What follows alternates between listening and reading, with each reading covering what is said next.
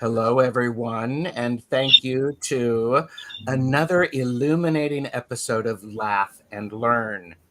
Today, we return to the Major Arcana with Timmy Raven and his powerful framework, the 10 primal dualities, pairs of cards that reveal the tension, balance, and truth hidden in opposition. This time, we're joined by the wise and intuitive Linda de Gonzalez to explore dualities 10 through 1. And each pairing opens a door, not a door of certainty, but to movement and awareness and evolution. So together, we're going to ask what happens when we hold the star and the moon side by side. How do death and temperance represent the wild swing between actions and restraint? And what does it mean to truly know who you are versus what you are? And so get ready for a soulful unpacking of archetypes, insight, and a few surprises along the way.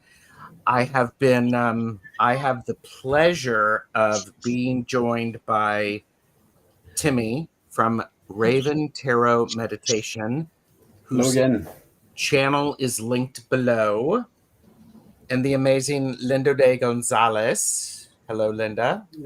Hi, Gerald. Hi, Timmy. Hey, Linda. And Wanda, of course. And Wanda. Hello. I'm TarotStache. Thank you for being here. This is a laugh and learn. Love it. And I'm just thrilled to have you both here. Tim came on and talked to me about duality and tarot, and it was really insightful. And then it's like, we need to do another show on this. So we did that. And then we went, we need to do another show, and let's invite Linda de Gonzalez. And Wanda. And Wanda. And for some reason, Linda said yes. And Wanda is here for the ride. Because Wanda and Linda are good sports, and they like the tarot as much as we do. Yes. Yeah. Very, very much. I do want to encourage everyone to please like and subscribe because it's free. Linda does have a membership on her channel. So if you want to go be a member and show your support that way, you can. And as always, this is for entertainment purposes only. Do not make decisions based upon what we say. Seek professional assistance. Really. Really. Honestly, yes. Really. Totally. Totally. I need to get totally. Yeah. I have a seek professional help sweatshirt. So do you really? I do. Yeah, there's so much. There's merch. There's all sorts of merch. So it's quite hilarious. So if you walk in public today, you should have a shirt that says that on the front and the back for every person that sees it. Seek professional help. People are crazy. Yeah. Yes. We all need to seek professional help. I would totally do that. Yeah. I think so. Oh, so Tim, we talked about the duality in tarot about a month or so ago. Yeah. And can you give like a 3-sentence introduction to what we're looking at to help people understand the duality? So today we're going to talk about the 10 dualities, and we're going to briefly summarize each one and sort of give an overview of the interpretation. It's a framework of interpretation using, you know, the meanings of the cards. Mm-hmm. The cards don't change, but what you do is there's, I believe, a structure within the Major Arcana that is a roadmap of our personality. And there are 10 parts of our personality, mm-hmm. as is described and illustrated by our ancestors, you know, the people in the past. You know, for thousands of years, people have been thinking about these topics, and the tarot has been developed over those centuries. And, you know, we have a modern version of it. Like we were talking yesterday, until the 60s and early 70s, there was only a couple of decks available commercially. Yeah. But now there's a lot because people are interested in these images and these symbols. And I think everybody that has any kind of sensitivity will look at those cards and feel that there's something really important there. You know, Yeah. all three of us felt that the first time we saw those cards. And I felt that as a recovering alcoholic when I was looking for a philosophy for my life, you know, because I had none. You know, the 12 steps was the first philosophy of life that I've had. Mm-hmm. That's a very specific philosophy that's designed to keep you from dying from, you know, addiction. It's quite a dire situation to be in, and it's very specific to get you out of that hole, and it works great. And I love it, and I'm still active in AA and will remain active in AA. But I wanted to explore more of the philosophy of human life, you know, like how does the real world work? Because I was finding out that I didn't know how the real world worked. I thought, you know, lying, cheating, and stealing could be to your advantage if you get away with it, and that's not true. I've learned that since you know, I quit drinking and went through a process of self-reflection. So the dualities were attractive to me because those are the exact things that were discussed at length in AA meetings. You know, hundreds of stories of people going through all kinds of conflict, and these dualities are a very elegant way of looking at your own personality and saying, oh, I'm a little bit out of adjustment in this one situation. Let me do a card draw and see what ideas I might have to fix that imbalance. And what's that really, was more than 3 sentences. I'm sorry. That's okay. But it's very empowering, because one of the things that that I wrote down when you and I first talked, Tim, was in AA, there's talk about a higher power. Yeah. And your higher power is truth. And you're looking at truth by identifying the balance. Where are things out of balance? And the answer is within those, and it helps you to return to center, so to speak. Yes. Is that cool? Okay. Yeah. Living in the center is where you want to be. That's where all the cool kids are. That's where the prosperity is, and that's where the happiness is, and that's where the sustainability is. It's on the divine path of balance. Absolutely. And that path is illustrated by the dualities. Yes. Yeah. And go ahead, Linda. I haven't given you a chance to talk, which is really odd. And I haven't just jumped in with a smart ass comment. I love the way you talk about the center, because for me, that's where I live with. That's where I find joy and love, you know, and that fuels my search. That motivates me. That helps me keep going. And that makes it worthwhile. Is just finding that love and joy. I love being in that spot. Yeah. Yes. And the last time we were together, Tim did a duality reading for me, which was extremely powerful. And when we're done here, Tim, I'll fill you in on how insightful it was. Good. And good. Here. No, I don't want you to know. Talking about you. I'm not going to share it. But speaking of you, I want to say thank you to all of the best chatters for being here. The work lurkers, the best lurkers, and we can't forget the future lurkers, because as Tim said yesterday, they make the internet work. We love you all. Yes. So, all right. So we're going to look at, Linda, did you have anything else to share? No, I'm just sitting here basking in the, whatever this is. The intellectual glow. Yes, thank you. That's a really good way of putting it. Woo-woo. Basking in the woo-woo. That's me. Yeah. Basking in the woo-woo. And by the way, the music from today's opening is from somebody who is on screen, and it's not me and it's not Linda. Sure as hell isn't me.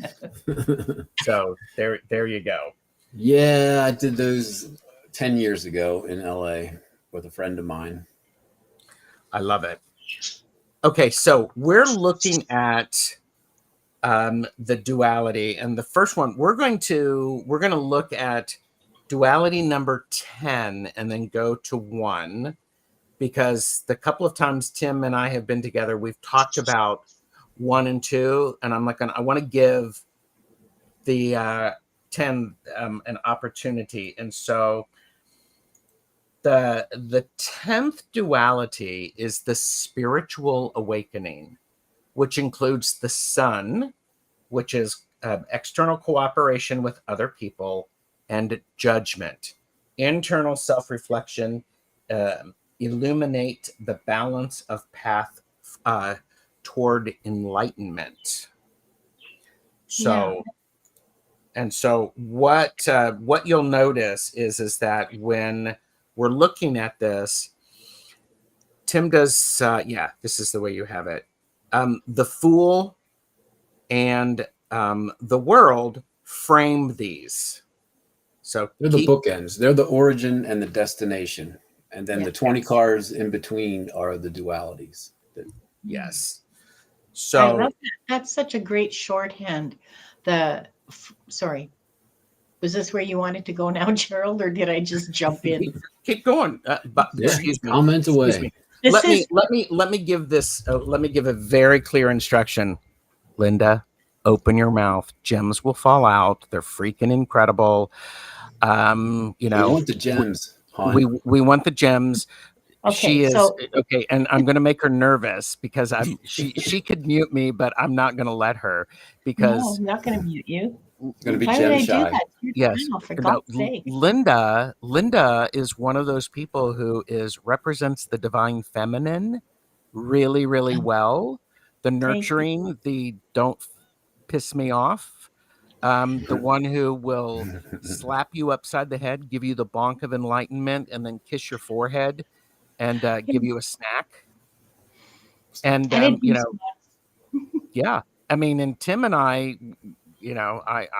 Tim may be the divine masculine. I'm sort of, I don't know, I'm the divine chaos. So oh, how interesting. Triple threat. Okay. Yes. Got all the good stuff. So this particular pairing is really interesting to me because, okay, look, it describes the balance of a life lived in integrity. Okay. Mm-hmm. You have to balance living in society and reflecting your truth. All right. Yes. Being who you are and still being able to live cooperatively in community with the people around you, your family, the people in my case, the people in my building, in my larger community. That is such a wonderful shorthand for describing the normal kind of life that we would like to live, mm-hmm. in integrity, honoring our truths, our authenticity, and being able to work cooperatively and productively with those around us to make a better life for everyone. Is that the Aquarian, like, sort of, oh, Linda, you're so naive and idealistic? I don't think so. I don't think so. I think ideals are things to shoot for. They're that's what I aim for. That kind of life. That's what I want. That's what I'm looking for. And the thing about the dualities that was the revelation to me is that a lot of us naturally are judgment, internal self-reflection, and we do all of our work reading books and thinking about our own situations and doing things in isolation, which is important because you can focus when you're in isolation and you're reading a book.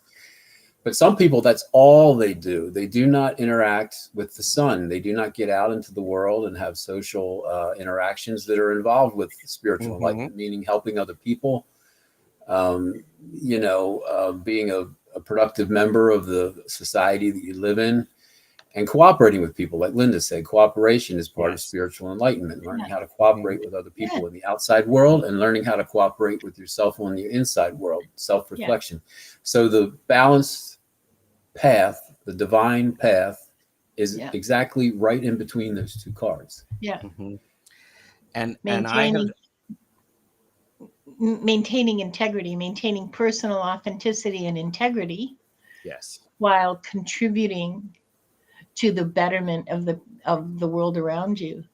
Mm-hmm. And that's the 10th duality at the top of the tree of life. So that's something that you attain at the end, after a long life spent with, wisdom accumulated, hopefully, and, life experiences, because you really can't attain spiritual awakening when you're 5 years old. You have to live a life first before you can do that. Mm-hmm. That's why it's at the top of the tree. Number 10, the crown. And by the way, stay tuned. We're going to do a show about the duality and the tree of life. Pay attention to that. That's So an important part. I think what's really interesting is the external cooperation and the internal awakening. When I see this card, anytime it's in a reading, it's you have enlightenment. Things are really good. Things are looking great. It is oftentimes external. And then when we have judgment, it's that moment of going, okay, where am I personally? Now, this is the Robin Wood Tarot. This is not necessarily what it looks like in all of the oftentimes you will get this as a judgment. This is from the This Might Hurt Tarot. You get the big thing where you get the big trumpet coming down. And There's an actual deck called This Might Hurt. oh yeah, this is the This Might Hurt Tarot. Holy, I had no idea.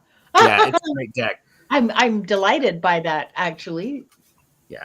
Tim, go ahead and show that again, because I think that oftentimes it's interesting is because for me, that card often, a little closer. Okay. It's not getting the light. But what's Sorry. Oh, I know why. It's because you have your green screen on. Yeah, how about if I did it down this way? And by the way, hi Jamie. Oh, that's there you better. go. Yeah, there you go. Yeah. Oh, that's so cool. So there's judgment in Italian. And what oftentimes happen is people see judgment as, it is an internal thing. People sometimes will give it to deity, but really it's about looking in the mirror, isn't it? I think self-reflection, Mm-hmm. Internal self-judgment. Yes. Very bottom. So, all right, that's beautiful.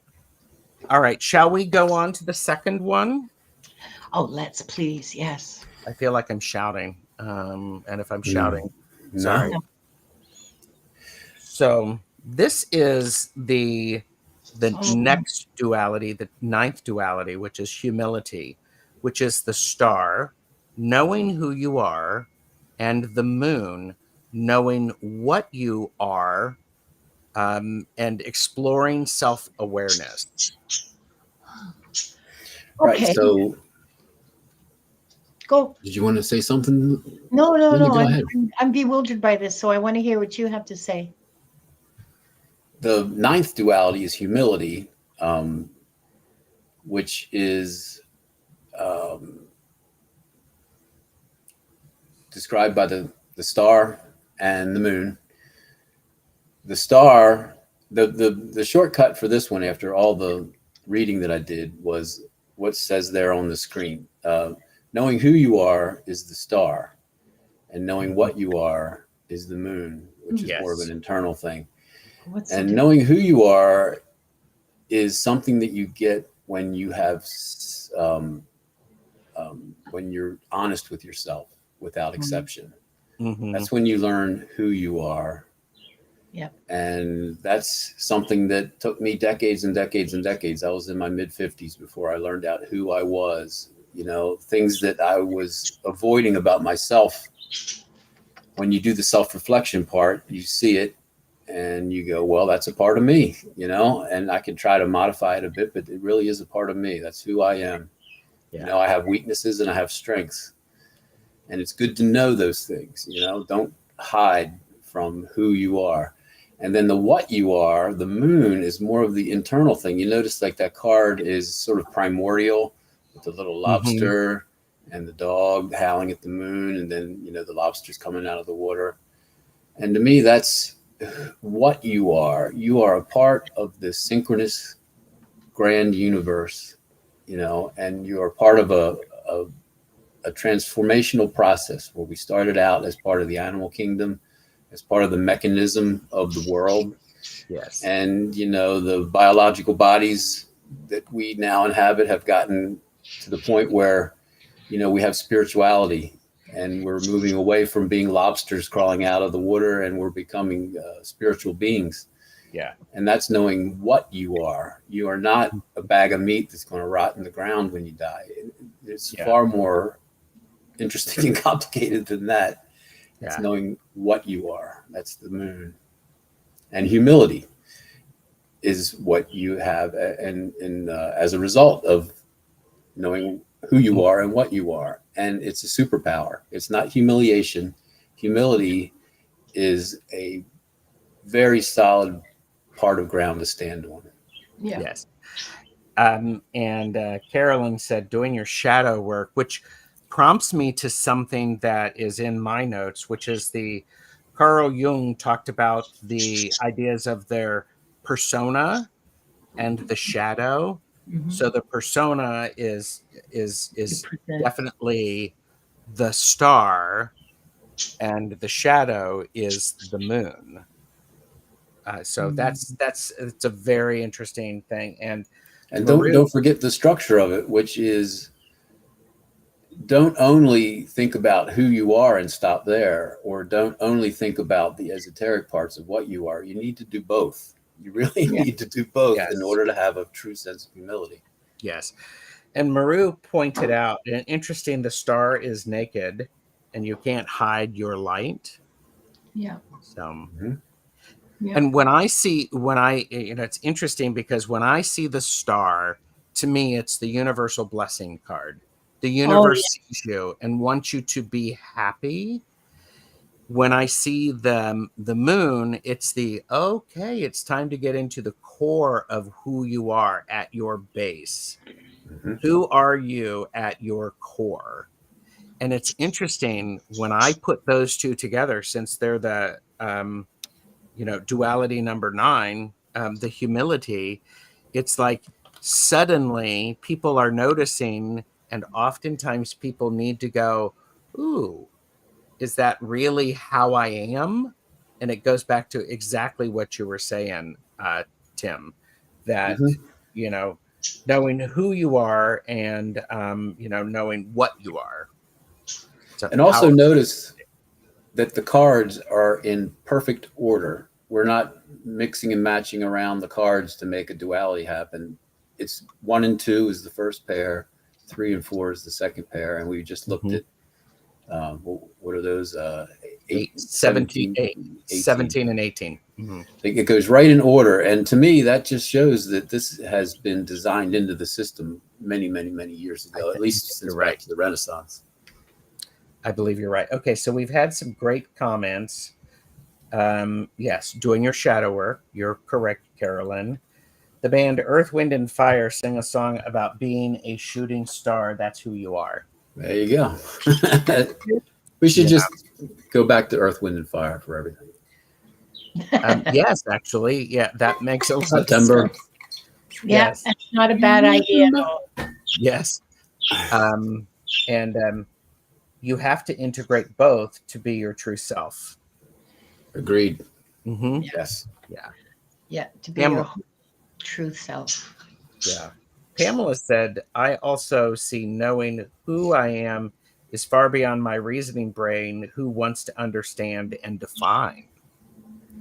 Yeah. Do we have the perceptions to really understand what's next after this level? That's something I think about all the time, Yeah. And what's interesting, something that's beyond thinking. I think it's something that's intuited or felt, or okay. So here's me thinking about intuition, which is a contradiction for itself, but it's I use the tools I have. and some are more easily approached with one tool than with another, you know, like just because it's like that stupid old engineering joke. If the only tool you have is a hammer, then every problem is a nail. And Mhm. so if you have more than one tool, like for example, a screwdriver, you might be able to achieve a solution or achieve a resolution, I guess is a better way of putting it. Yeah. More Hammer effective. and screw. Yeah. Hammer and screwdriver. Wow. You know, you could like build civilization with a hammer and a screwdriver. Awesome. And deck yes. out back. Well, and I think it's really important because when we think about this, we're going backwards. We're starting at the 10th duality. If you think about the Mm, major arcana as a path, so we start off as, you know, we step onto the path as the fool, and then we go through the magician, the high priestess. When we're here, when we're at the star and the moon and the sun, we have all of this experience and all of this stuff to help us go, that's how that works. Oh, yeah. okay. Because when we have the world, we leap through the world into a new opportunity, into the fool again. Yeah. Mhm. So, Yeah. You know, Play Love Remember just made a comment about loving all parts of ourselves. And, you know, I'm not aiming to love all the parts of myself, okay? Some of me is just embarrassing, and some of me, you know, like, yeah, okay, it's there, and I don't want to give it any attention in case it gets bigger. You catch what I'm saying? mhm. I don't like the part of me that wants, for example, I don't like the part of me that is that would absolutely lie to save face. Okay, that's not something I want to encourage with myself. It's not something I'm going to love. I am aware of it.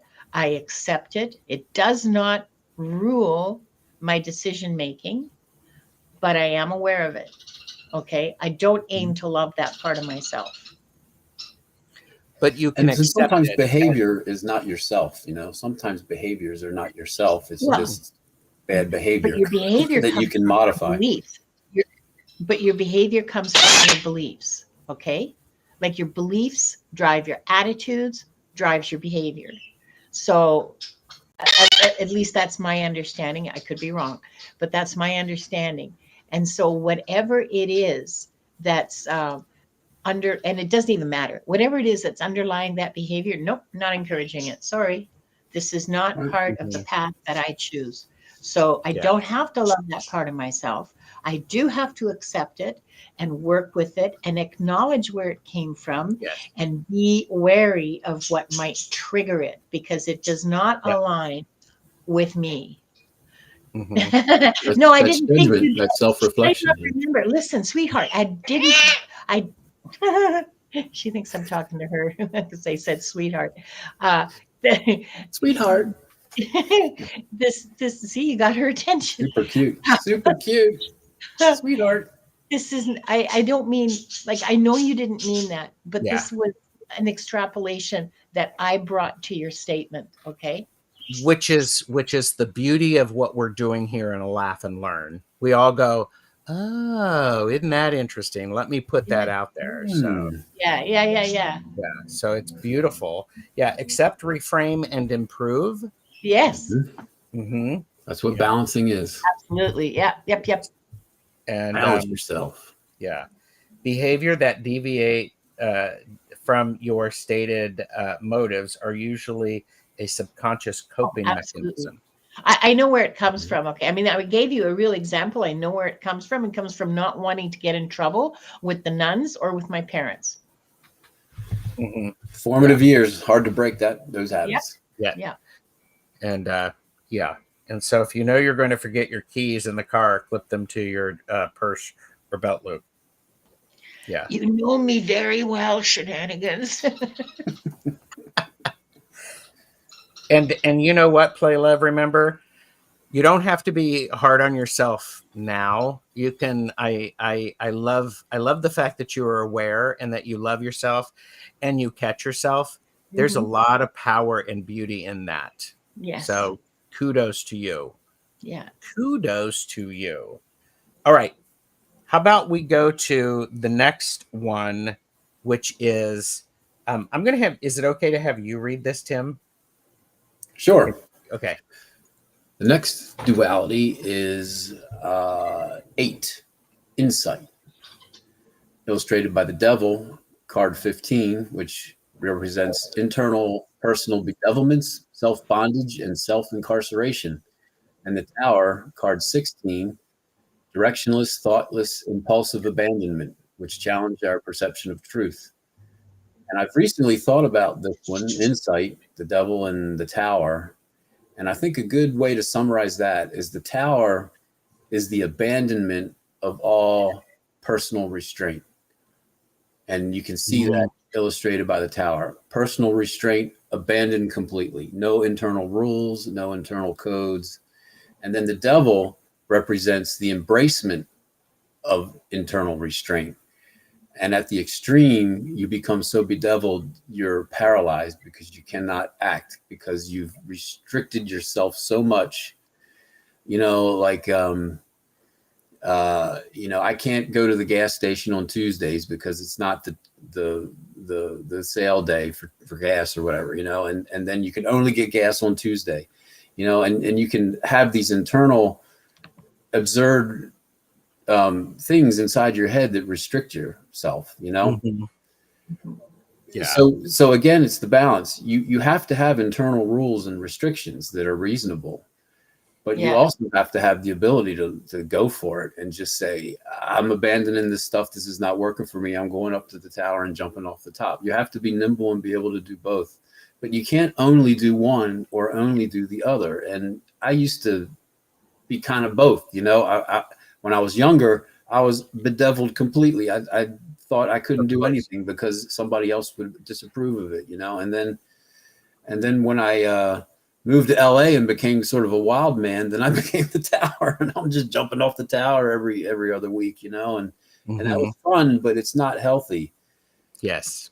You need to have both. Yes.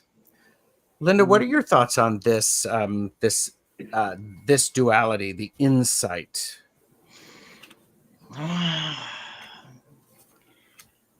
You ever felt like jumping off the tower? Well, I had children and now I have birds. And so any jumping I do has to take their needs into consideration. Mm-hmm. There has to be, whatever else is going on in my life, they need to be fed and they need to be looked after. And so that's like the two kind of like, this will not change, well, until they're gone, but this will not change, and that has to be maintained, not for my well-being but for theirs.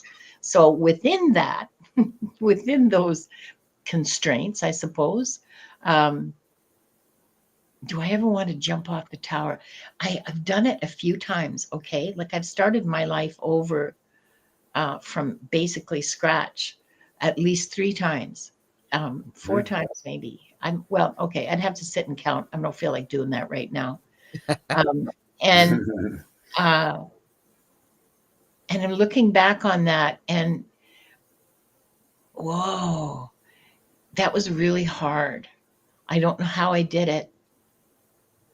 And it took every ounce of what I had, every ounce of problem solving, every ounce of planning, every ounce of capacity that I had to overcome that, throwing myself into, well, maybe it was more the fool than the tower, but throwing myself into a whole new situation where nothing is the same, all the rules are different, and Yeah. Well, that was like that when I got divorced, yeah, that's a good I was in a bad marriage. I mean, it wasn't either of our faults. We just got married when we were young, and it was a stupid reason that we got married. So, 6 years in, I'm like, this is not working for me. It's not working at all. But I was bedeviled because I'm like, we're married. My parents will flip out if I get a divorce, and her parents will flip out. We can't get divorced, And that's a bedevilment. You know, I had to embrace the Tower side and say, I'm at the point where I have to just go against those internal rules about never getting a divorce. I'm going to have to break that internal rule and just take the Tower path. And you have to be able to do both of those in order to have a happy, prosperous life. Yeah. I think something that's really important for me is both of these are wake-up calls. Oh, good point. Excellent. Yes. Both of these are wake-up calls. The devil, and I really like the Robin Wood tarot version of it. It's because it's the struggle, it's the challenging, it's internal. The Tower, when the Tower shows up, it's what's outside. Yeah. And so these are all about really the okay, both are a wake-up call, and like the devil binds us through illusion and the Tower shatters through force. So there's a huge disruption. And so that's, I mean, it's a really powerful thing. So, and it's easy to get trapped on one side or the other. You can become a Tower person and you're just living in flop houses and, you know, living on the edge. And then you could be a millionaire living in a giant palace and you're just paralyzed. You're scared of everything. You can't even move. You know, that's the devil card. Yeah. Yes. I want to get caught up in some of the great conversations in the chat. 7 times. I just counted them. 7 times I've restarted my life from scratch. Wow. Okay. So chat, let's see. We can only move as fast as we can move. Yes. I think that the big thing for me is there needs to be movement. Mm-hmm. So, and Kim said, keyword reasonable. And this just in, Britt has not locked herself out of the car in years because she developed a habit of locking with the fob. There you go. And so I think it, okay, wait a minute. We already did that one. Sorry.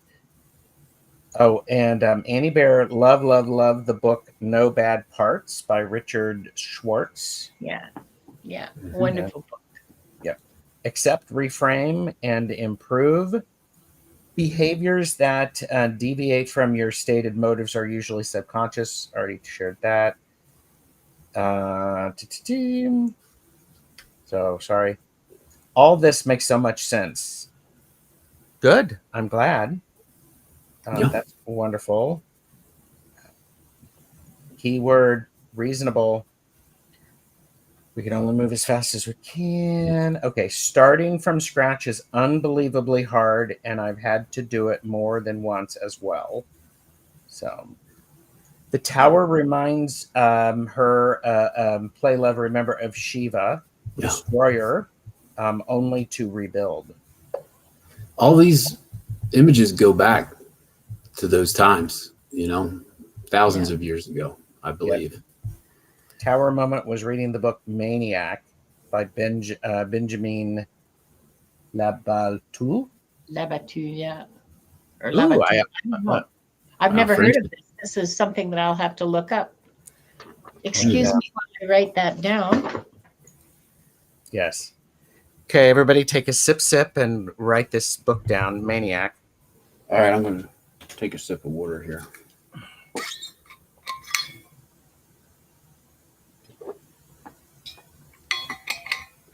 Okay. So,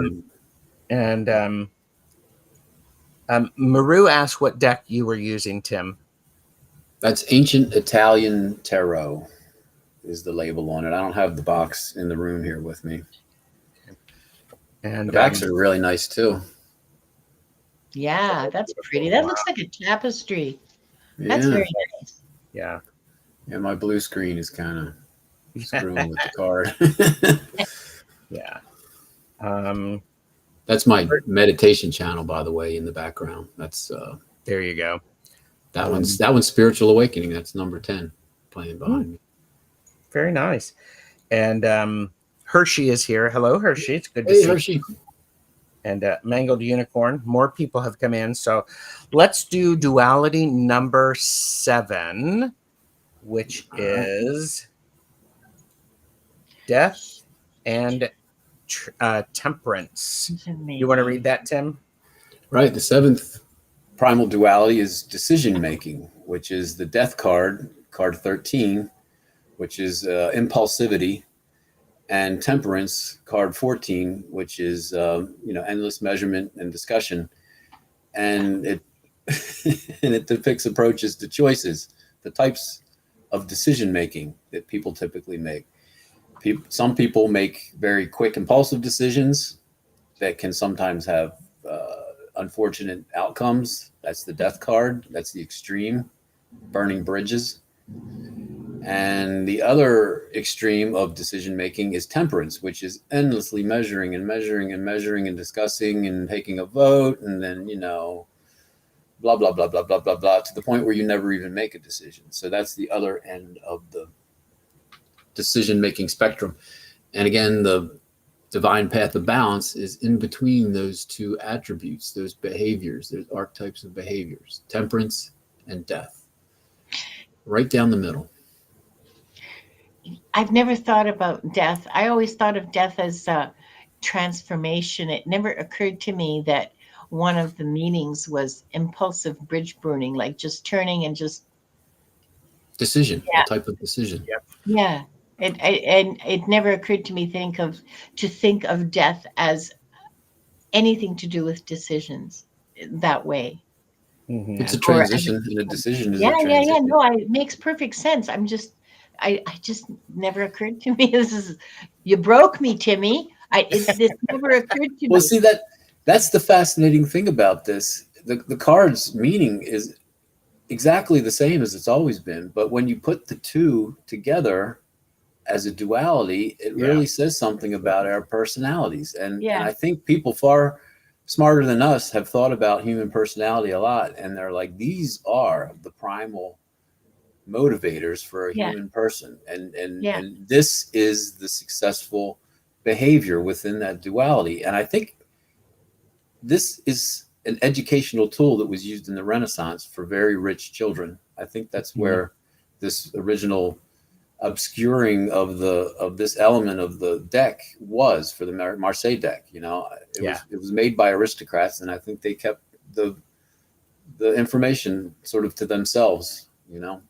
Yeah, that's a speculation on my part.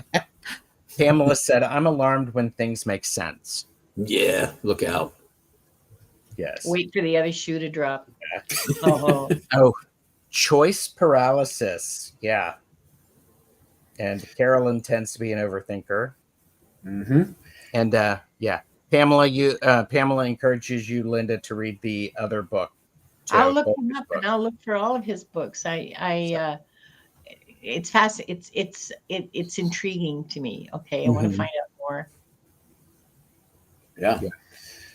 So when you have an issue in your life that's causing you to feel like you have to make a decision about something, you find the duality that defines what issue you're going through. And sometimes it's this duality, decision making, and like you were saying, decision paralysis. That means you're on the temperance side. You're measuring, you're waiting another day, you're talking to a couple more people about it and getting their opinion, and you're putting off making a decision.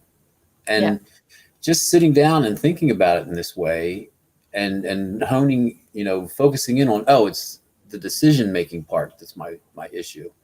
Not motivation, it's the actual decision. Then you do a card draw on it, and we can do those as well. And it helps me. It has been helping me to make measured, balanced decisions. Yeah. I mean, and I think what's interesting is sometimes when I think about temperance, it's about finding the stable, getting things back to normal or making them match. And then the death card is about, like Linda said, it's about transformation. When you put these two together, there's that duality of do you want to transform, or do you want things to stay stable? Yeah. Mm-hmm. Yeah, absolutely. Absolutely. really interesting. Realizing this and knowing that there are needs to be duality will be very helpful for me to move forward. That's wonderful. And yes. Yeah, the duality was when I realized I used to think that people were good and evil, bad and good. Mm. And then I realized going through all of the things that I went through with AA is that people are not inherently bad or inherently good. Mm-hmm. They have a duality within themselves, and those dualities can become unbalanced. And that's when the bad behavior starts occurring, you know? Mm-hmm. Yeah. Like with assertiveness, if you're only physically assertive and you don't solve your problems with any kind of rules of law or conduct or behavior, then you're considered an evil person or a bad person, but you're not inherently evil. You're just unbalanced. And that was important for me to understand, and I think it's important for other people too. I love that. You're not inherently evil. You're unbalanced. Yeah. So think of the most heinous person in your life right now. That person is not irredeemable, Yeah. Believe it or not. And I know it's hard, but that person is not irredeemable. Go ahead, Linda. Well, and that just highlights why it's so important to not wish bad things on others, like to wish only the best for others. I know it's counterintuitive. You don't have to tell me, like, how many times do we curse out the guy who cut us off or pulled out into the lane? Never mind. Anyway, yeah. Don't do Well, there's that. validity to that because we're still animals, half animal, yeah. half spiritual. And in the animal world, lying, cheating, and stealing is to your advantage, and you win when you lie, cheat, and Actually, steal that's as an not animal. true. Actually, that's not true. There are studies with chimps that show that even when it's not to a chimp's advantage to share their food, they will do it anyway. Even when there is a limited amount of food, it will be shared. And the chimp that steals the food for themselves and runs off gets beat up by the group. And I have an explanation for that too. It's because those chimps are experiencing spirituality themselves. They're not 100% animals. They're developing too, just as we are, I love that. And they're fighting that animal, that one chimp that takes the food for itself and gets ostracized. That's those other chimps rejecting animal instincts and embracing spiritual concepts. That's my opinion. Yeah. Altruism, the very first kind of step into spirituality is to see past yourself to the well-being of others. Yeah. Love that. Yeah. Britt said, death of who you were for the new version to be born. It's like adding a new thread to an existing piece. It isn't the same. Mm-hmm. Yeah. Wrong decisions equaled a beating. I tried to get out of that headspace when I get stuck. Good for you. And the first important thing is to notice you are in that headspace. Stuck. Noticing that you're stuck. Yes. Yeah. Unstick. And then comes quantum. Yeah. I think the quantum veil is that spirituality part that we're embracing. I think that's where it lives and exists. It's always been there. Yeah. Be who we want to see in the world. Yeah. Yep. And visualize what you want that world to look like. You want universal health care? You want free lunches for children at school? Visualize that. Put your energy in it. Mm-hmm. Accomplishing something like that takes work energy. You can't just passively wish for it. No, you can't just wish for it, but it has to be a goal. It has to be visualized that you then work for. Mm-hmm. Oh yeah. All right. I want to keep moving because this is really good. We're now moving to the motivation section, which is strength and strength and the Hanged Man. Please understand this is the Marseilles numbering. So strength, which is 11 in a Marseille, which is active motivation, and the Hanged Man, which is number 12, passive motivation, highlight driving forces. Right. So this is the what were we up to? That's 6. Motivation is the 6th primal duality. Ouch. Yeah. So motivating yourself, it's a huge thing as adults for us to motivate ourselves. And sometimes we motivate ourselves by just putting one step in front of the other. That's strength, just moving forward, even though it's raining out and we are 5 minutes late for work, we just keep on going. That's strength. The other side of the spectrum is the hanged man, which is passive motivation. You know, sometimes doing nothing is the thing that you need to do, is just hang on for the ride and see what tomorrow brings. That's passive motivation. That's the hanged man. And the duality is illustrating these things, saying that the path of balance, the path of divine balance, of prosperity and happiness, is living in between those two dualities and having the nimbleness to say, I'm gonna just ride on this train for another day until we get off at the next stop.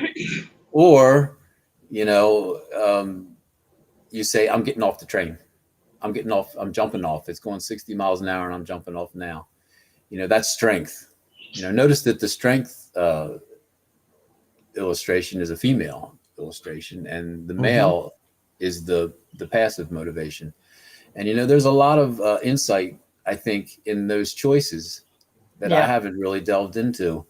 But as far as the duality goes, those are the two choices you have when it comes to your motivation in your life. Are you going to be passive about it and let it ride, or are you going to do something about it? You know, I think what's really interesting for me, strength, when this card shows up, it is about acting with intention and resilience. It's about having the perseverance to keep showing up even when things are hard. The hanged man is oftentimes it's about surrender and observing. So, I mean, you've nailed it there. Yeah. And so, and sometimes strength is bad. If you're in a shitty and dead end job, you know, society wants you to just put your shoes on and go to work, you know, stop complaining. But sometimes if you're in a shitty situation like that, it's just like, no, I'm not doing it anymore, you know? And, you know, anyway, so I guess I lost my train of thought there. Brain fart What's interesting to me is that strength, okay, the active motivation, that's something that we normally associate with male energy, but it's illustrated with a woman. And the same with the hanged man, okay? The passive, that kind of passive stuff, that's usually associated with a feminine energy, a female energy. And so what the lesson to me is about this is that you have to use all the parts of you that are available. As a woman, stepping out of your comfort zone, maybe, and to exemplify strength requires that you claim part of yourself that maybe isn't normally something that you access, you know? Same with the passive. It's not culturally, okay, because this is all a cultural construct, a social construct, with the gender roles. Stepping outside of the gender roles to be able to be strong, to be able to be patient and surrender and wait is not a social construct that goes with the gender that's portrayed. You know what I mean? Am I making sense? Like, is this? You're making We do sense. all have both energies. That's the whole point, Carol. Yes. That is the whole point. All have both energies. I'm talking about what is, okay, so feminists have been complaining for a long time about, you know, if a woman behaves the same way as a man does in business, she's a itch. And but a man is, oh, he's so assertive and confident and ambitious and et cetera, et cetera, et cetera. But let a woman do it and she's just a cold-hearted. So it requires us to use both of our energies. It requires us to be whole people and ignore social constructs about what's acceptable and not acceptable behavior. Okay. It's acceptable for men to cry. We don't really actually, come on. we freak out when we see men crying, because my God, the sky must be falling for a man to be weeping. Really? What a terrible burden to put on another human being. Yeah. You know? Yeah. Well, when we have our discussion about the tree, it directly addresses that, because the internal focus and the external focus, the two first primal dualities, deal with spiritual male and spiritual female. Yep. And the dualities on the left side of the tree are the female ones, which would be relationships, motivation, and insight. And then the masculine dualities are on the right side of the tree, which is assertiveness, decision making, and insight. And I think one of the discussions I wanted to have with you two is that, could it be that feminine energy only has relationships, motivation, and humility, and does masculine energy only have assertiveness, decision making, and insight? And in order to be a whole person, you have to have those two together, and actually being forced to have those two together, because that's what a spiritual being is. But you can be unbalanced in those energies, and the divine balance is what you're encouraged to pursue. Yeah, that's why I say frequently burn the patriarchy. It damages us all. Restrictions like that are not needed, really. It hurts us all. And what's really interesting, I was seeing somebody did an interview with a deck creator, and the sun was his feminine power and the moon was the masculine. He flipped those because when we were at a time of being hunter and gatherers, it was the women who were out gathering and during the day. So people could actually survive. So you do these things in full awareness, and it's really powerful. Okay, so moving on to the world of work, which is the fifth duality. So you want to read that, Tim? Right. So the world of work is the fifth primal duality, illustrated by the Hermit, card 9, which represents in this context intellectual work. And then the Wheel of Fortune, which is card 10, which is physical, in the world kind of work. And these present contrasting vocational energies. So the world of work is at the bottom of the tree. It's the roots of the tree. The world of work is pentacles. It's the earth. It's, things that we hold in our hand. Constructed. And we have two types of work. We have intellectual work inside of our heads, learning how protons and neutrons work, and solving diseases and things like that. And then you have outside work, building buildings and pyramids, and changing the course of waterways and things like that. And what's suggested is that you need half of each. You need to have intellectual work. You need to engage in intellectual work to be happy and prosperous in a sustainable way, and you also need to engage in physical work in order to be happy, prosperous in a sustainable way. And it's at the bottom of the tree. It's where all the action is. And it's the halfway point. It's the 10 card out of the 20 cards. It's right in the middle. And that's where we live our lives as adults in the world of work. Yeah. So you want to go to the next one? Because we only got no minutes left. I mean, we'll do it. Why don't we skip 1 and 2, and we'll just do what do we got left? We got wait a minute. Pump the brakes. Okay. So this is good. Do you have time, Tim? Yeah. Talk about this. Do you have time, Linda, to continue this? Yeah. I have members meeting in 2 hours, but I have 2 hours. We're doing it, Tim. We'll make an executive decision. We'll continue. I will make an executive decision, and forge ahead. Everyone has the time and energy and the understanding. Boom. All right, boom. we have permission now. The bonking of enlightenment. So three divine bonks. Yes, three divine bonks. Well, something Pamela said earlier, which is what you were relating to, Linda, I think it is to you. It's like read the room. The I don't know importance what that of means. how we work with the intellectual work and the vocational energies. I think it's interesting because we still have to do the work. Yeah.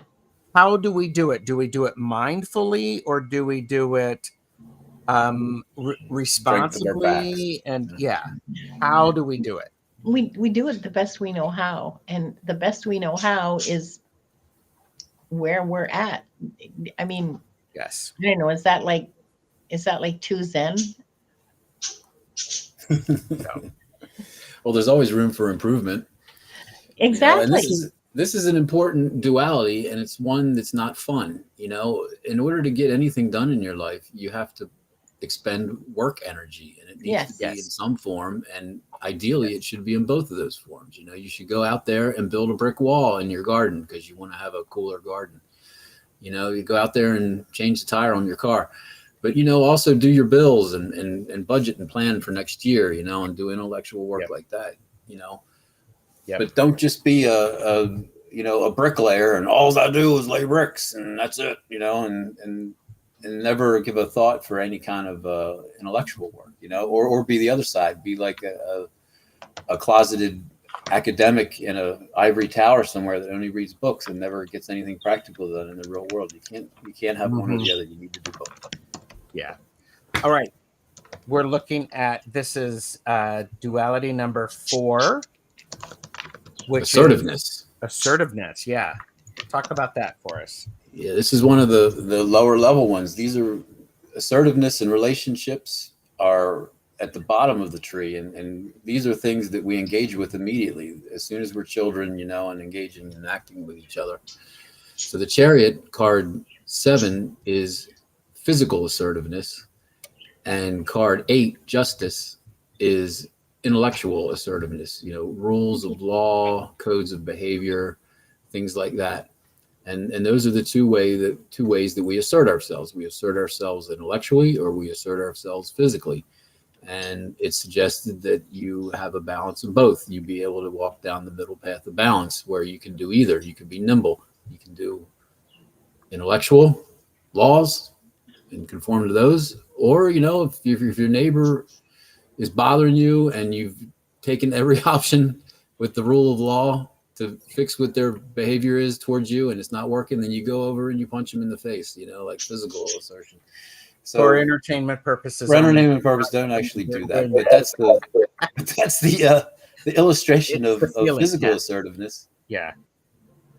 And you see a lot of that in politics today. There's this interplay between intellectual law wrangling and then actual physical intimidation, and we see it playing out right before our eyes. Yes. And I think that physical coercion and that intellectual coercion is I think it tells us a lot. It informs us as we move forward.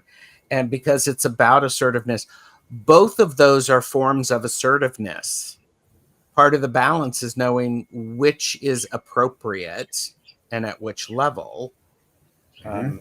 Pamela said, exactly, we can only do the best we can do as we move along toward the relentless push of time. Yep. Yeah. Nature changes. It's a guarantee. Yep. Go with the flow, not against it. Yep. And I know Linda is taking care of letting people know about the members only meeting, which is happening in a couple of hours. So yeah. So this is good. It's the post. It was posted on my community posts, and that's where the link is.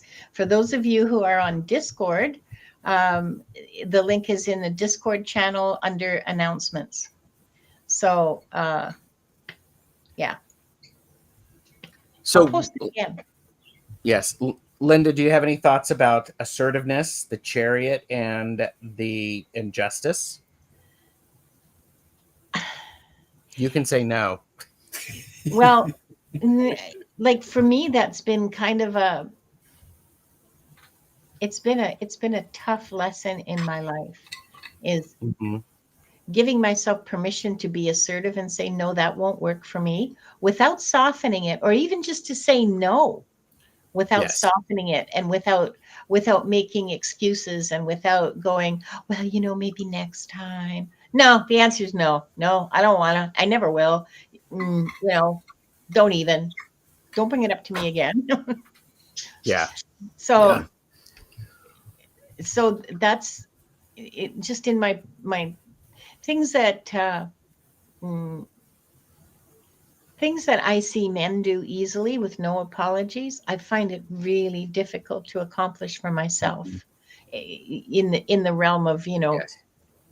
asserting and being authoritative over my own resources, my own being and resources. Yes. So, yeah. So that's my only thought on that. It's something I struggle with.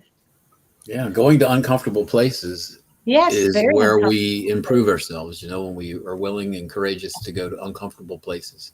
Yeah. Yeah, but I find myself trying to soften and smiling a lot and being really sort of like almost obsequious and just, you know, um, It's uh, habit. yeah, well, yeah, it's Bad all habit. to It's communicate. habit, but it's also a cultural expectation. It's Yeah, society's expectation. yeah, because if I just come right out and say no, uh, You come and off then looking like a bee. yeah, exactly. Oh my God, fate worse than death. Don't Except look that like a bee. at my age, I don't care about that so much anymore. So this is a good time in my life to be tackling that, and to be saying, okay, so how did this serve me in the past? Well, not very well at all. Yeah. And now I can make these changes. And what kind of changes, and how comfortable am I making them? Well, that's the journey, right? That's Yeah. the exploration, that's the excitement. But yeah. Pamela did share, she shared a couple of things. Recently, she had a chariot card called the Charioteer, and it has shifted my aspects of the card. And the chariot is the 7th card, or the ending of the first line of the Fool's Journey. The line is accomplished. Yeah. I'm not familiar with that. And I think that was something, calling it the Charioteer, Pamela. Oftentimes the chariot is a card of movement. Mm-hmm. However, you have to have both hands on the reins to keep those horses going in the same direction. Focus. Yes, and focus. So true. All right, let's look at relationships, shall we? Yeah. Relationships is the third primal duality, represented by the Hierophant, which is card 5, intellectual love in this context, and then the Lover's card, which is card 6, which represents physical love. And this illustrates the spectrum of connection and relationships. Spiritual love or intellectual love versus physical love. Mm-hmm. And again, the balance point is in between those two. You have to have both in your life in equal measure. Yes. You should have friends, and children and parents and relatives and friends. And then you'd also should have a spouse of some sort. You should have some sort of physical love outlet. And having both is important for your mental health, your physical health, and your happiness and prosperity. And that's that one. And that's a real low level one. I think what's interesting about this is intellectual love and physical love. The important balance with this, the duality, is one is not more important than the other. When they are in balance, they beautifully complement each other and allow the other to be a deeper and more enriching experience. True. So I think this is that it really is about the spiritual experience and the embodied experience. Mm-hmm. So you don't want to be just a promiscuous person nailing people that you meet in bars every night for years and years and years, because I've done that, and it gets you nowhere. It's really an empty existence. And then on the other side, though, you can just only have friends and have no physical love outlet at all. And that's not healthy either, honestly. It's not. Yeah. See, You should put work energy into finding a sexual partner that works for you. see, to me, that whole intellectual versus physical love, that's like a really, sorry for saying this, but it's a really masculine kind of concept, okay? Because to Mm. me, the Hierophant is about um, love at a remove, okay, love at a distance, and the Lovers is about intimacy. So I have friends who I'm intimate with, not physically intimate with, but deeply emotionally and spiritually and intellectually intimate with. And I would put those relationships under the Lovers. Whereas other relationships that are at a further remove, that are friends who don't know about my nightmares or my dreams for that matter, that I don't share that kind of intimate stuff with, that's where I would put the Hierophant, however you say that word. Mm-hmm. So, Well, I so guess you, to well, me, so the that's physical aspect of it is a function of intimacy. It's not a function of like by itself. It's a function of the intimacy. Yeah. Hey, well, that's a good refinement. Thinking about it, and that is, I guess, a masculine. Well, I'm a masculine person, I guess, so that's well, why I yeah. came up with it I'm that way. not But saying it yeah, with that any blame or shame. Yeah. It's an It's observation. That's all. yeah, that's why we wanted to do this with three people, so we could discuss it. But that is an Yeah. interesting refinement that it doesn't have to be physical love; it Versus just can be intellectual. intimate, Okay, it's intimate intimate. love versus I don't. relationship I love. You don't see, have I don't I have have I to don't think have a about it. Yeah. word for other than distant, like more distant, intimate and non-intimate. You know, mhm. like the That people works. who know your deepest kind of your deepest heart, your really true Yeah. hidden self. Okay, that's intimacy to me, whether it includes physical or not. To me, at least, that's not material. That's not important. And I find it an interesting way that women's lives, at least women of my generation, kind of reflect that because most or a lot of the women that I knew growing up, like my role models and the women around me, my peers, their emotional needs were satisfied by their girlfriends. Okay, Yes. it did not come at home. Their husbands were not supportive. Their husbands were not helpful. Their husbands were not um, necessarily there for them when they were needed, like to drive you to the hospital, for example. And so you relied on your sisters and your girlfriends to do stuff Yes. like that for you. Okay, that's because those are the supportive, intimate relationships. It didn't happen with the spouses. In those relationships, it didn't happen. But that was like really common in the time and place where I grew up. Mhm. Hmm. Thank you That's for important. yeah. Thank So you, Linda, maybe for articulating that as well as you have. I mean, Yeah, that's thank you. really beautiful. Thank you. And so it would be intimate versus like Not friendship, maybe.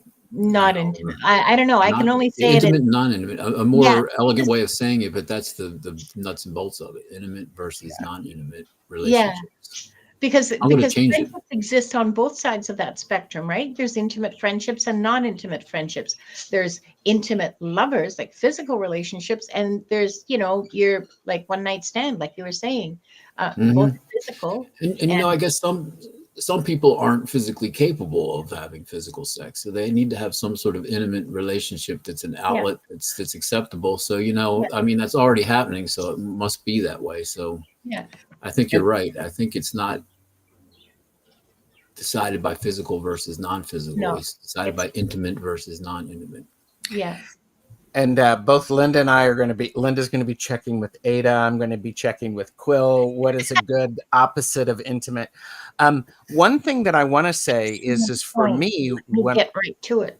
yes when I have the Hierophant, for me the Hierophant is about rules and structures So one is able to have their own spiritual experiences. They're setting up a guideline. So when I learned this, going from the magician to the high priestess to the empress and the emperor, they all have they were having their experiences, and then the Hierophant said, let's put some rules and structures to help you find and to have your own personal experiences. And then this is when the Lovers is about, then you get to share it with someone. So Yeah. Maru said impersonal. Personal and impersonal. Yeah. The Ada words said, are emotional. If we're talking about emotional closeness, then it's distant, detached, cold, aloof, impersonal. Does not give none of these words give have the correct tone. Yeah. right. It's so sexual or romantic. There's platonic. There's uninvolved or dispassionate. I'm okay with dispassionate, but it still doesn't give the tone I want. And then if it's like a setting or an atmosphere, which like an intimate, as opposed to an intimate setting, public, exposed, crowded, formal, sterile. I'm not happy with any of these. They don't convey what I'm trying to express at all. Yeah. Maru said agape. Oh, yes, that works. Absolutely. Thank you, Madam Maru. You are brilliant. Agape, that's exactly the word. What's that word Thank mean? you. I don't Thank know you. what that word means. What's the word?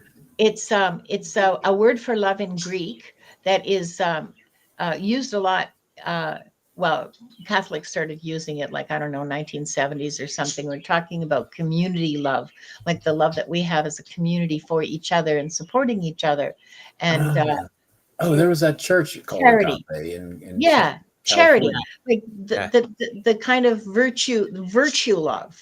All right, not Yeah. intimate love, but virtue love, the love that you have for humanity. That's perfect, Maruta. Yes. Thank you. Well, there you go. See, we just Yeah. improved human knowledge just now. Here you Here go. we go. She's She got is the put up definition. here. Yes. From Greek, refers to the highest form of love, often described as Yeah. selfless, unconditional, and sacrificial. It signifies a profound, enduring love that transcends personal feelings and circumstances, encompassing both love for God and love for humanity. I got the big chills, guys. Yep. I got the big chills right up from the top of my head right down to my kneecaps. Yep. All right. And I love it when that happens. yeah, Me good. too. So, Oh, all right. Sarah, hi. All right. I mean, Sarah came in. That's a good thing. We like it when Mm. Sarah's here. So, okay. Mhm. So now we're going to the last two. External focus, the Empress and the Emperor, embodying outward engagement. So talk a little bit about this. So this would be exterior focus is the second primal duality. And the second primal duality is exactly the same as the first primal duality, which is interior focus. It's just one is your exterior focus, is the way you present to the world, represented by the Empress, card 3, and the Emperor, card 4. Though, it's masculine and feminine external presentation to the world, the way you act and the way the world sees you and the way you want the world to see you. That's your external focus. And the first primal duality is interior focus, which is illustrated by the magician and the high priestess, which is also masculine and feminine. And that's the way you feel about yourself in interior way.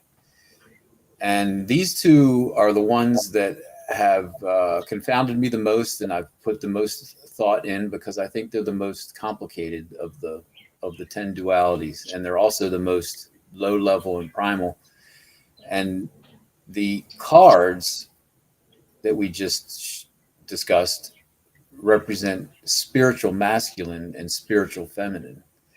But I think the dualities also include physical masculine, physical male and physical female. Mm. Both exterior, the way you present yourself to the world, and interior, the way you feel about yourself inside yourself, from a masculine and feminine perspective. And we have a biology that's a duality, male and female, and we have a spirituality that's a duality, feminine and masculine. And then there's also that thing we were discussing before where we have animal versus spiritual, there's a constant pull there. So in my mind, it's three dualities that are pulling and pushing us in very primal ways.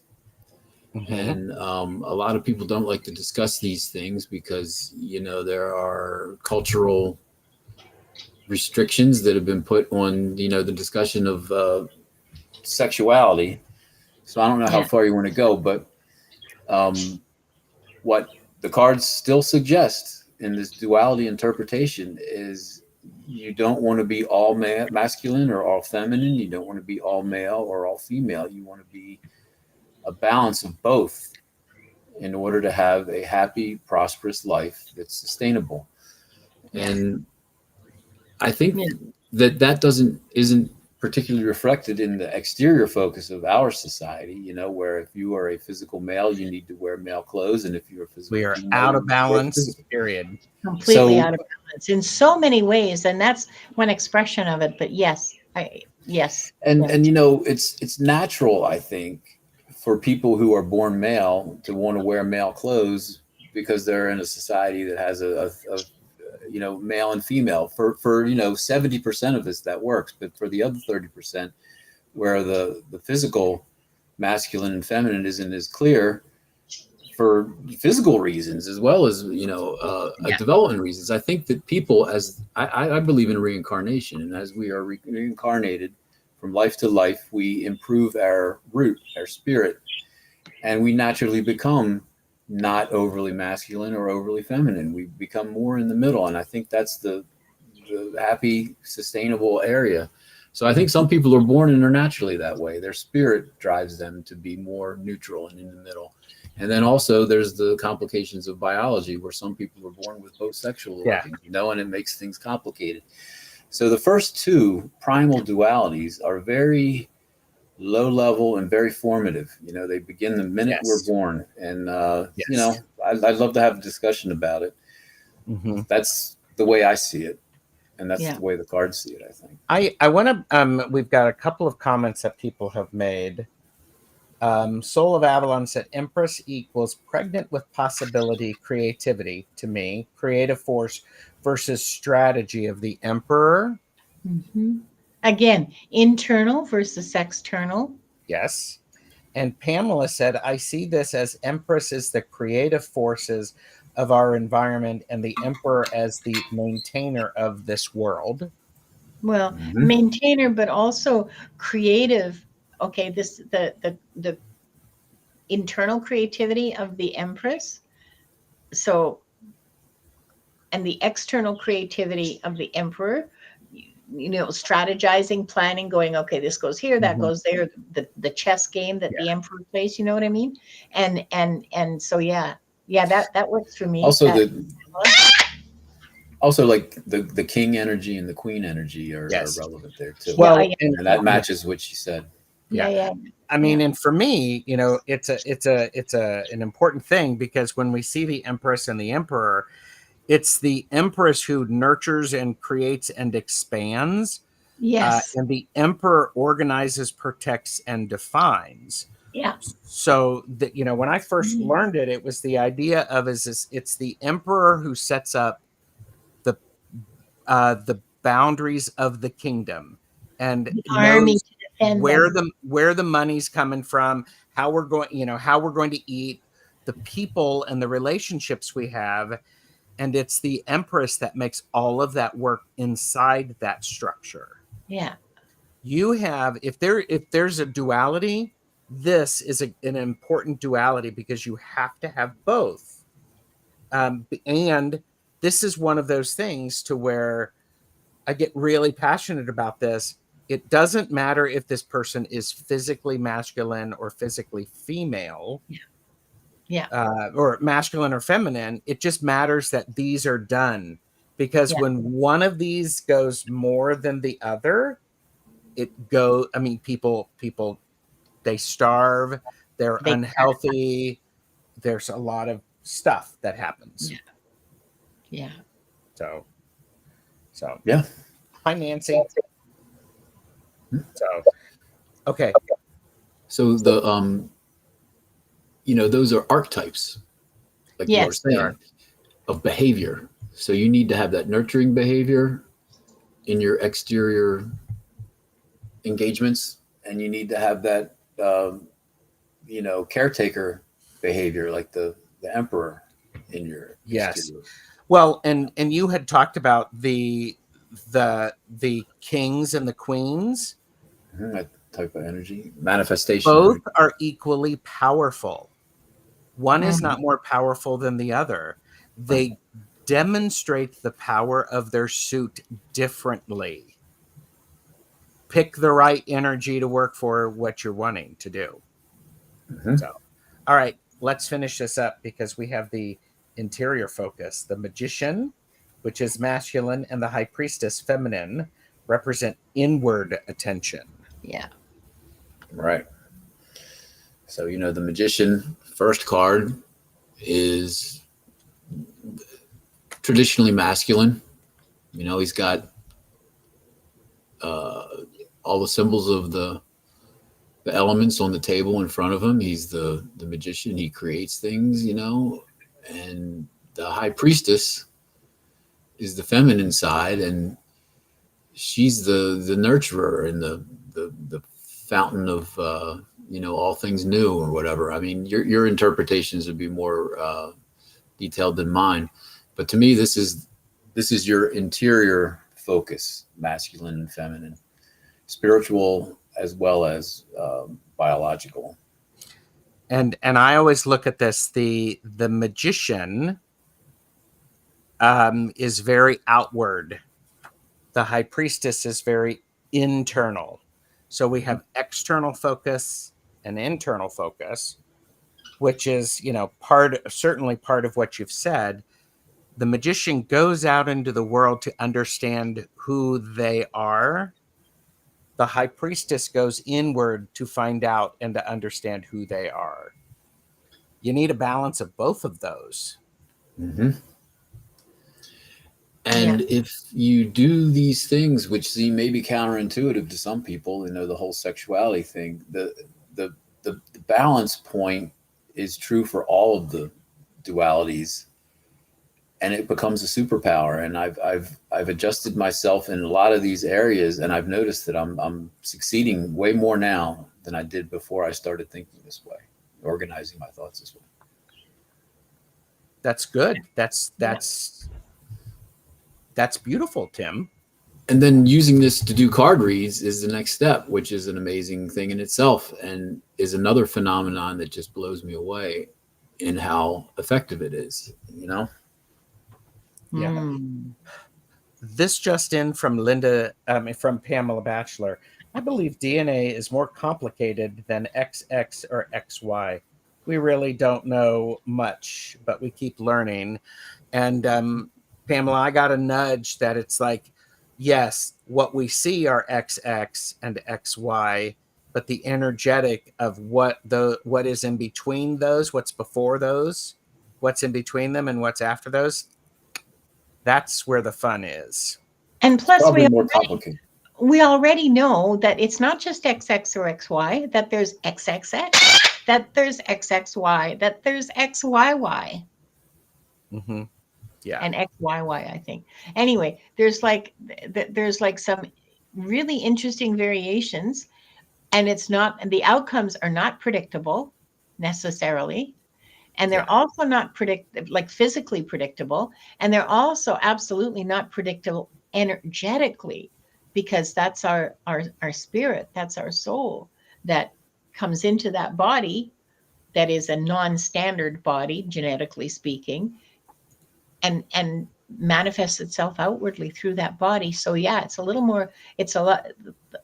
a lot more complicated than people would like to believe, because you want to believe the simple things because that makes life easy, right? Male, female, end of story. Right. No, Life's more complicated than that. Sorry, hon. yeah, it's a lot more complicated than that. And so and I mean, who wants a boring, uncomplicated life? I want complication. It's interesting. Well, I'll be honest with you. Complication that not the physics, not the Oh yeah, that's right, Wanda. You don't get fed when life is complicated for mom, do you? Yeah, and Carolyn said, "I am so appreciative of the clarity this conversation has given me. I needed to be here. Love and light to all." Yes. So thank you, Carolyn. Tim, if you had any thoughts or doubts about the power of what you've given us, let this be your reminder. I'm helping important. Other people to help myself. That's part of the 12th step. I love that. Alcoholics Anonymous. And it's a truism thing. When you help other people, you help yourself. Yeah. And I really truly believe in the veracity of these this philosophy and this interpretation, and I was really hoping to communicate it to people, and you guys are helping me do that. And we're doing it together because we refine relationships together tonight. I'm going to think a lot about that. The other thing is what they say about, if you really want to learn something well, teach it. Yeah. Which part of the same cloth. We're doing that right now. Yeah. We are teaching and learning. I love that. And it's kind of like uncovering buried treasure, because I was really thrilled when I looked at this effing card thing, and I'm like, what the hell are like in the order in there? And there's dualities. Is that real? And I'm like looking it up on YouTube. I'm like, card duality 1 and 2, 3 and 4, and there's nothing. I'm like, there's no way that nobody's ever noticed this. But, well, you've noticed it, and that's what's important right now. Yeah. Well, you know what? I think I noticed it for a reason, because our society is in turmoil right now, and political arguments are not going to solve the problems. Balancing your dualities is what's going to solve the problem in the long run. Yeah. People's behavior needs to be modified. Oh yeah. And thank you all so much. In nursing, we always say, see one, do one, teach one. Yeah. And one day at a time. It's about mindfulness, because many of us addicts are trying to mask something or run from something with substances. Yes. Absolutely. Covering pain. Yeah. Yes. So I want to say, as we wrap up this third dive into Timmy's primal dualities, let's take a moment and ask yourself, where are you living between opposites? How might that tension be a source of truth, not conflict? Whether it's passive versus active, internal versus external, or knowing versus not knowing, the tarot doesn't demand you choose. It invites you to witness, to balance, and maybe even to dance in the liminal. So I hope you let the Fool guide your next steps until you get to that world. And I hope it's structured. And I hope you have an amazing time. Yes, it is the Robin Wood that I was sharing. Yes. So thank you, Linda. So any last thoughts before we head out? I couldn't have hoped for a better podcast. This was great. This was exactly what I was hoping. Awesome. Yeah, yes. This was really interesting. I really enjoyed it. Yes. Made me stretch my brain, you guys. Shake it out. Get all those dust out of the crevices. Hey, don't you talk about my dusty crevices. Hey, you got lots of crevices. You're smart. Your brain isn't smooth with no crevices. You know what? Too I wrinkled. would I would even say that Linda's brain is moist. And squishy. Oh, that too, yeah. Very Yes. sweet. And Yeah. on that note, bye everybody. See you later. Love you. Bye.